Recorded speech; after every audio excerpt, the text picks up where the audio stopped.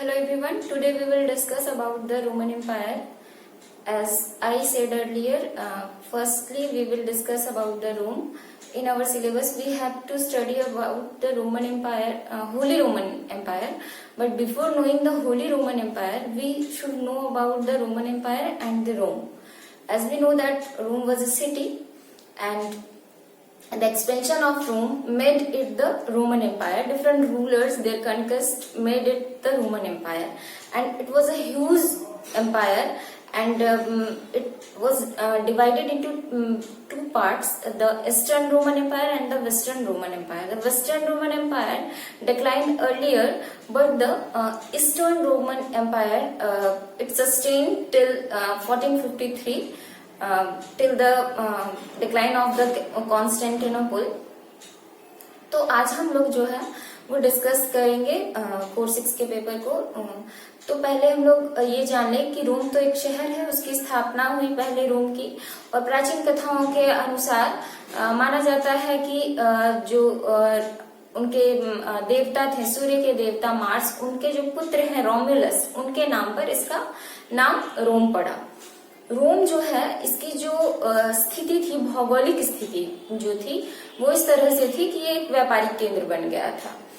Tiber नदी, जो भूमध्य सागर में गिरने वाली टाइबर नदी के पास ही ये सिटी था, और यहाँ पर डिफरेंट रूलर्स आए. वो तो बाद में आए रूलर्स, लेकिन धीरे धीरे ये फ्लरिश करता गया रोम, और यहाँ पर जो भी योग्य शासक उभरे उन्होंने यहाँ पर विस्तार करना शुरू किया.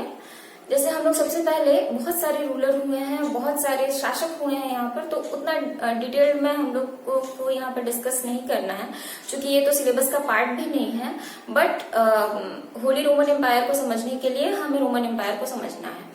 तो होली रोमन एम्पायर से पहले हम रोमन एम्पायर को इसीलिए पढ़ रहे हैं. तो रोमन साम्राज्य जो था, यहाँ पर बहुत सारे शासक आए. उन शासकों के बारे में हम डिटेल में नहीं पढ़ेंगे. इसमें हम लोग एक शासक देखते हैं, जूलियस सीजर. इनका बहुत बड़ा योगदान रहा है. योग्य ये सेनापति थे, और इस समय रोम में अराजकता की कहीं ना कहीं स्थिति थी. तो उन्होंने यहाँ पर अपना प्रचार प्रसार किया, अपना बहुत सारा विजय अभियान कंक्वेस्ट इन्होंने किया. उसके बाद फिर हम लोग आ जाएंगे, जूलियस सीजर ने राजतंत्र की स्थापना की, और सीनेट के द्वारा राजाओं का चुनाव होता था.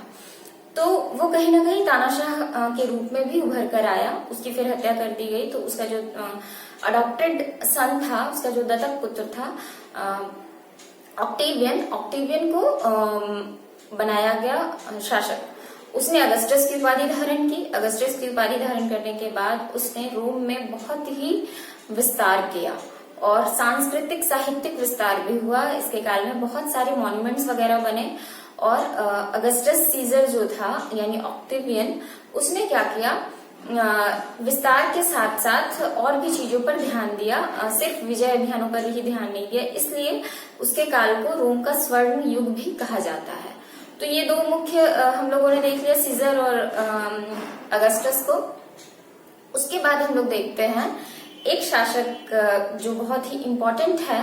वो है जैसे जूलियस सीजर के समय में, या फिर 13th सेंचुरी बीसी में हम लोग देखते हैं कि बहुत सारे क्षेत्रों पर रोम का अधिकार हो गया था. स्पेन, कार्थेज, सिसिली और इंग्लैंड तक वो लोग पहुंच गए थे. यूनान, ये सारी जगहों पर उन्होंने अपना अधिकार स्थापित कर लिया था. सिसिली को लेकर तो रोम और कार्थेज के बीच में युद्ध भी हुआ था. प्यूनिक युद्ध के नाम से जाना जाता है. 3 प्यूनिक युद्ध हुए थे. First battle of Punic, second and third battle of Punic. 3 Punic युद्ध हुए थे. ये सारा एक्सपेंशन होने के बाद एक बहुत बड़ा जो टर्निंग पॉइंट है वो सम्राट कॉन्स्टेंटाइन के समय में आता है. ये टर्निंग पॉइंट है कॉन्स्टेंटाइन के समय. सम्राट कॉन्स्टेंटाइन जो था वो करीब 306 ईस्वी से 331 ईस्वी, लगभग यही डेट है आई थिंक. तो इतना ईस्वी तक वो कॉमन एरा जो है 306 से 331 सीई तक वो शासन किया. उसके शासनकाल में 2 महत्वपूर्ण घटनाएं घटी. जो 2 महत्वपूर्ण घटना या फिर जो महत्वपूर्ण 2 डिसीजन उसने लिए, वो 2 डिसीजन थे, एक मिलान की घोषणा और एक था नई राजधानी का निर्माण. तो मिलान जो है, मिलान की घोषणा में उसने ईसाई धर्म को राज्य धर्म की मान्यता दे दी। उस समय रोम में ईसाई धर्म जो है वो काफी फैल चुका था और कॉन्स्टेंटाइन को ऐसा लगा कि जनता की सहमति के लिए या जनता के सपोर्ट के लिए उसे जरूरी है कि इसे राज्य धर्म की मान्यता दे दी जाए, और दे दी गई ईसाई धर्म को राज्य धर्म की मान्यता। उसके बाद उसकी दूसरी महत्वपूर्ण जो कदम था वो था एक नई राजधानी की स्थापना करना, जिसे हम कॉन्स्टेंटिनोपल के नाम से जानते हैं। ये शासक कॉन्स्टेंटाइन के नाम पर ही पड़ा था, कॉन्स्टेंटिनोपल। और ये नई राजधानी जो थी ये पूर्वी क्षेत्र में थी और कहीं ना कहीं ये पूर्वी रोमन साम्राज्य की राजधानी बनी। और कॉन्स्टेंटिनोपल जो था वो दिन प्रतिदिन विस्तार करता जा रहा था और उसके उत्कर्ष और उसके वैभव से जो पूर्वी रोमन साम्राज्य था वो कहीं ना कहीं डिक्लाइन करता जा रहा था या पीछे की ओर वो होता जा रहा था। तो ये दो महत्वपूर्ण घटना थी। तो कहीं ना कहीं मध्य यूरोप जो है स्टार्ट होता है, या फिर उसकी न्यू जो कहीं ना कहीं कॉन्स्टेंटाइन की स्थापना, कॉन्स्टेंटिनोपल की स्थापना से ही शुरू हो जाती है। उसके ये पृष्ठभूमि में है ये कॉन्स्टेंटिनोपल जो था वो पूर्वी रोमन साम्राज्य की राजधानी रही और वो सस्टेन किया लंबे समय तक। वो 1453 तक सस्टेन किया, जब तक कि कुस्तुनतुनिया का पतन नहीं हुआ तब।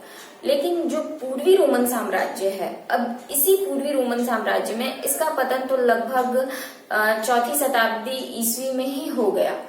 400 समथिंग कुछ डेट है, एक्यूरेट मुझे याद नहीं आ रहा है उस वक्त। तो आप शताब्दी लेकर चलिए, 4वीं शताब्दी ईस्वी में, नॉट ईसा पूर्व, ईस्वी में इसका पतन हो गया। यानी यहाँ पर अब एक सेंट्रल कोई शासक नहीं रहा। तो यहाँ पर आक्रमण होते रहे, बहुत सारे आक्रमण होने लगे। तो इसी समय फिर शुरू होता है जो हम लोगों को सिलेबस में पढ़ना है वो पूरा। यहाँ पर कौन कौन से आक्रमण हुए, किस तरह से शार्लमेन ने यहाँ के वैभव को बढ़ाया, उसने किस तरह से इसे कंसोलिडेट करने की कोशिश की। तो पूरा ही जो पश्चिमी रोमन साम्राज्य में जो उथल पुथल मचा हुआ था वही हम लोगों को पढ़ना है। और किस तरह से राष्ट्र राज्य थे, जो नेशन उभर कर आए, वो जैसे मैंने पिछले क्लास में बताया कि सिलेबस में हमें क्या क्या पढ़ना है। तो ये ओवरऑल हम लोग पढ़ेंगे पूर्वी रोमन साम्राज्य में जो जो घटनाएं घटी हैं, शार्लमेन से लेकर होहेंस्टाइन तक। और उसके बाद फिर यहाँ पर भी सांस्कृतिक विकास हुए हैं, जो कल्चरल डेवलपमेंट हुए हैं, विश्वविद्यालयों का निर्माण हुआ, स्कूल्स बने, उन सारी चीजों के बारे में हमें पढ़ना है। और जो रिफॉर्म्स हुए वो, और थोड़ा सा रेनेसांस के बारे में पढ़ेंगे, बस थोड़ा सा पढ़ना है रेनेसा को। आप लोग 4th सेमेस्टर में जब जाइएगा तो रेनेसा के ऊपर ही पूरा एक कंप्लीट पेपर है। तो अभी के लिए इतना ही। आई थिंक आप लोगों को पूर्वी रोमन साम्राज्य और पश्चिमी रोमन साम्राज्य का कंसेप्ट समझ में आ गया होगा। अब हम लोग जो पढ़ेंगे वो टॉपिक वाइज सिलेबस के अकॉर्डिंग पढ़ेंगे। शार्लमेन के बारे में पढ़ेंगे। नेक्स्ट टॉपिक शार्लमेन को डिस्कस किया जाएगा। तो अभी के लिए इतना ही, फिर मिलते हैं नेक्स्ट वीडियो में।